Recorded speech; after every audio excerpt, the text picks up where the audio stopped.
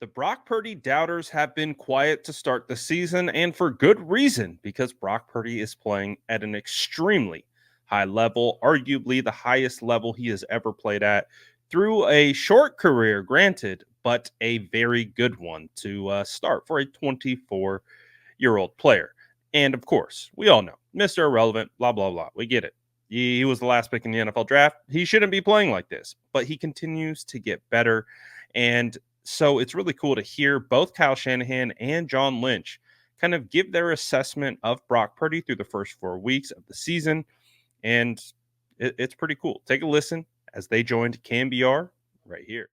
We were talking the other day about what looks different about Brock this year, just what he's added to his game this year that we hadn't seen in the past. And I wouldn't say this isn't there, but we're seeing more and more of his ability to run and extend plays where he's tough to bring down in the backfield. I guess a two-part question is, would you agree that we're seeing more of that from him this year? And then the other part is, what does it tell you about how his game has developed? I think you are seeing more of it. I think some of that's a coincidence. I think, when you're going against Minnesota, going against the Rams, going against New England, you're going against some of the biggest three-man rush, softer zone teams in the NFL. And we've had three of those in our 4 games. So I think that's had a little bit to do with it. But you go back to the playoffs last year, we're not going to the Super Bowl if Brock can't move the chains with his legs on a few of those third downs. That's what kind of got us over the hump in both of those 2 playoff games. And it's something that he did in college a lot also. So I think it's, he gets more uncomfortable with it. He usually does it at the right time. There's a couple that, he got out there a little too quick when he could have had a couple guys. But in that first drive, there was 2 third downs that he moved the chains with his legs where they weren't there. And when you start doing that stuff, they don't believe it at first. But when you keep doing it, and he's done it here a number of weeks, it starts to adjust teams' coverages, and they realize they can't just sit back and guard everybody. They got to come up there and stop him also if he's going to make them pay. And usually it kind of ends up going full circle with all that stuff. The more he rushes, eventually they'll stop him, and that opens up other people. And then you just keep hitting other people for a while, and then they got to drop back and cover all them, and then he goes to his other option of running. So you got to have every tool as a quarterback to win over a long time, and Brock does have that stuff. I would be way out of my depth if I even tried to grade an offensive line. All I know is when the running back runs for a lot of yards, most of that is due to the offensive line, or if the quarterback throws for a lot of yards, that's the offensive line giving him really good protection in a lot of cases. So I wouldn't know how to grade him. How have you graded him out the first few games here? How have they looked to you? I think our O-line's playing well. There's nobody there's no unit on our team that I don't think can do better. Mm-hmm. But I do think that they're doing a good job. They open up really good lanes for us, in the run game. When we are passing, I think they're keeping guys off of Brock. They're especially with the 3-man rushes. You can't block. Everyone thinks you should be able to block a 3-man rush forever, but to be able to sit there and hold those guys to allow Brock to look down the field for so long, and then to allow him to escape, they're doing a really good job with it. And a lot of guys only have like a 2-second clock, and they're starting to need like a 5-second clock with it. And I think they've gotten better each week. I think Trent had his best game last Sunday, just getting back into football shape and everything. And I thought a couple guys struggled there versus the Rams, but they bounced back big time versus the Patriots, and I think all in all it's been a pretty good year so far. That's what you'd say if you're an announcer. Oh, how can you let him sack him? A 3-man rush. What are you doing? That's just a given. I used to think some people I've had 3-man rushes were where the most sacks came. Really? Because nobody was open.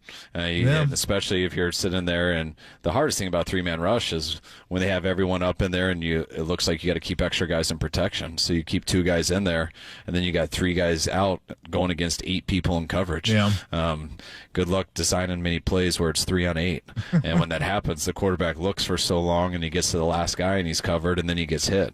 So that's what's been really good about Brock and our O-line. They've been able to block for a while, and Brock doesn't just sit there like a statue. When no one is there, he doesn't hesitate, and he's so competitive that he is breaking to move the chains with his legs, but he's also the whole time keeping his eyes downfield, hoping someone will come up and try to stop him so he can throw it over the top of him. Yeah, and John, I know we've talked about this a couple times over the past weeks about Brock Purdy's performances, even without Brandon Ayuk putting up the same numbers he put up last year, even without Christian McCaffrey on the field, and even in the game without Deebo Samuel. but it seems like there was a lot of focus this week on Brock's mobility and his comments in the postgame about how he compared his 10-yard split to guys like Christian McCaffrey and Deebo Samuel. So circling back to the original scouting report of Brock Purdy, is that something that stood out in college, and is that something that you guys expect to see more from Brock Purdy moving forward?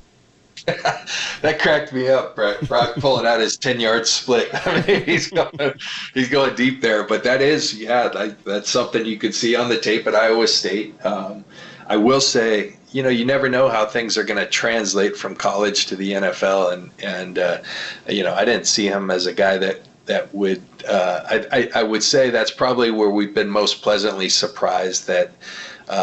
His off schedule, his second reaction plays, the ability, and you saw it throughout the playoffs last year. It's a huge talent to have, and it's a huge asset to be able to extend drives, move the chains with your legs when things break down. And, this year it seems like one of the defenses that people are employing against us is dropping multiple people, dropping 8, try to put more people in coverage. I think because we've always been so good as an offense once the ball is caught, the play is just getting started with our yak and our run after catch.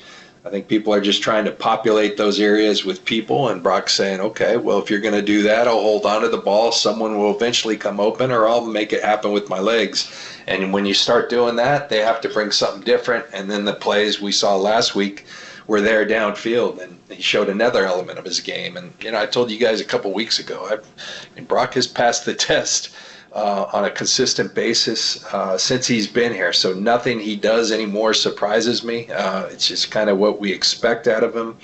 And he's a high-level player, and, he's a high-level human being. He's just a tremendous guy to have on our side. And I really like how Kyle Shanahan talked about how defenses are playing him differently in coverages, because we do know that teams have tried to blitz Brock Purdy, and right off the rip, you think of the Miami game, when they're throwing zero blitz after zero blitz, and he was just beating it.